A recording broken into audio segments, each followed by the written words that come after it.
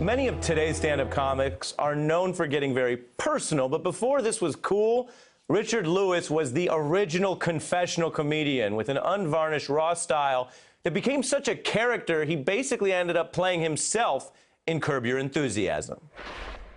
A plan is a plan. A confirmation is a guarantee you're going to show up. Okay, Sunday, same time, same place. Well, I'll need a confirmation.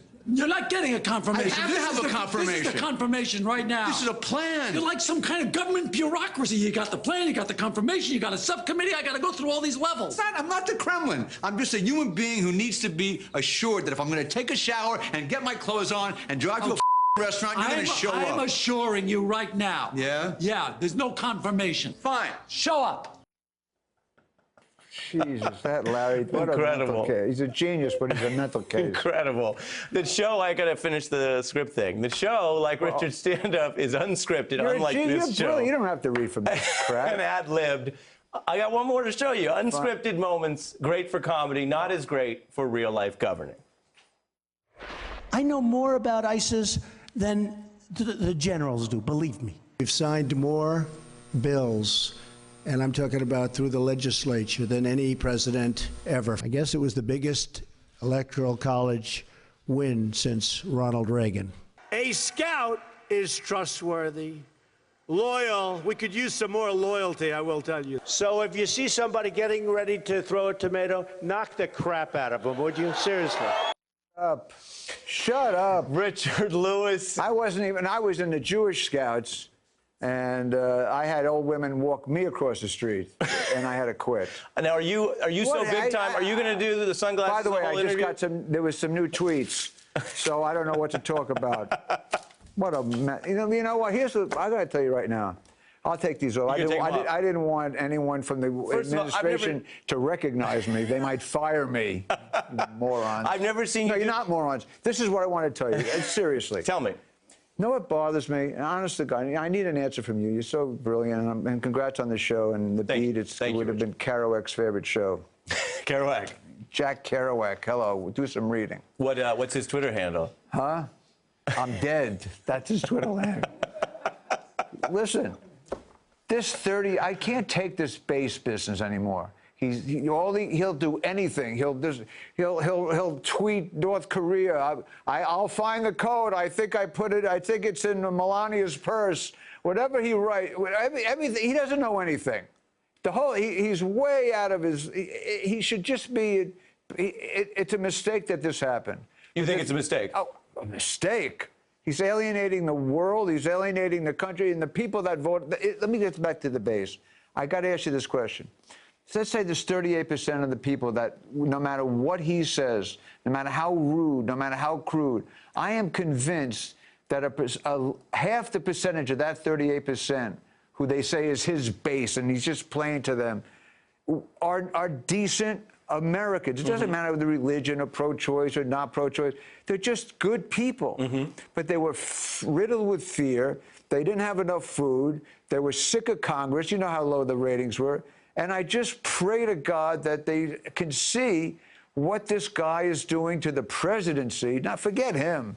The presidency and to what he's doing to all our people all over the world. Well, when you put it that way, it's interesting because but they never talk about the decent part of the 38%. Right, you're saying a lot of Trump supporters are wonderful, decent people, right? Of course they are. We need that in our civic discourse. You're also saying, though, that you think he conned them, that he played a character. He's not even giving them what he promised. They still don't have food. They're still going to lose their health insurance. They're still not going to.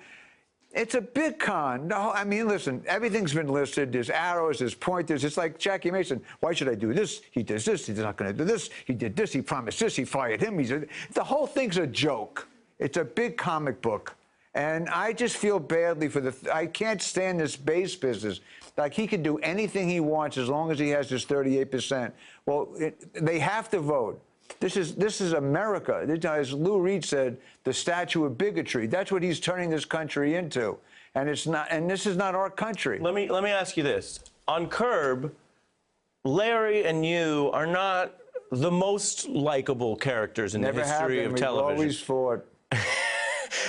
How much does it matter whether a character is likable? Because Donald Trump has a lot of detractors. but seems to also have a lot of followers and viewers. Well, first of all, Larry David has a persona, okay? He might get someone upset at a bagel, at a deli. There's not enough. This is not real salmon. This is frozen salmon. That's a little different than, you know, meeting, you know, going overseas and meeting 20 leaders of the countries and, you know, and bringing a circus act with him. This is an organ grinder that I hired and I'm bringing him on The Voice. I mean, he does things, he's ruining our reputation. This is America. He's just one guy. He's the president, and again, forget the base. I made my point clear. And I think the key to all of this is voting. There's going to be more Hispanic, more blacks. Richard, let me make sure I understand. We have to vote. Wait, let me ask you. These kind of people out of office. Are you saying that a key to electoral politics is voting? It's total voting. You're taking a bold position. Why is that so bold? I'm kidding with you. How dare you mock me in front of a relative who just passed away? I met your brother. If he continues to ask me, and then you sent me a driver, I loved the guy. I didn't understand what he was saying. Well, you're taking the He audience had no behind the idea curtain. where Universal was, and then when he pulled a globe out in the front seat, I went, "That's Italy, you moron." Let me ask you a Larry David question as well while you're here. Larry. We were born in the same hospital. We talk about born, so we could put this up on the screen. There are basically these new reports that Larry David and Bernie Sanders actually are apparently distant relatives. Sanders, quote, a third cousin or something. Does that surprise you? No, I can't tell you that. I had dinner with Larry last night, and I said, I just saw this thing. What the hell is this? He says, I can't tell you. He wouldn't tell me. What do you mean he wouldn't tell you? He wouldn't tell me. He says, you'll have to wait and watch the show. I said, what is it on? National DNA Graphic? What is it on? On what station? He won't tell. He wouldn't tell me. Anything you want to plug before we let you go? No. Curb starts in October, and then I start my Tracks of My Fears tour in October through January in all the big cities. You are a very funny man. You are an original, and you honor us by coming by. I'm very proud of you. You're a great addition to MSNBC. I thank Congratulations. you. I thank you for that. Tell your brother if he continues to bug me about going to a deli, I'm going to snap. It's great. My brother came today because he wanted to meet Richard Well, Lewis, was nice as we all to him. did. I hope you were. Yeah, but why all these selfies and autographs? And then I had to sign a thing for one of his charities. I couldn't take it. I think some of this may be untrue. I'm not sure. It's mostly untrue. Richard Lewis, thank you for being here. Hey there, I'm Chris Hayes from MSNBC. Thanks for watching MSNBC on YouTube. If you want to keep up to date with the videos we're putting out, you can click subscribe just below me or click over on this list to see lots of other great videos.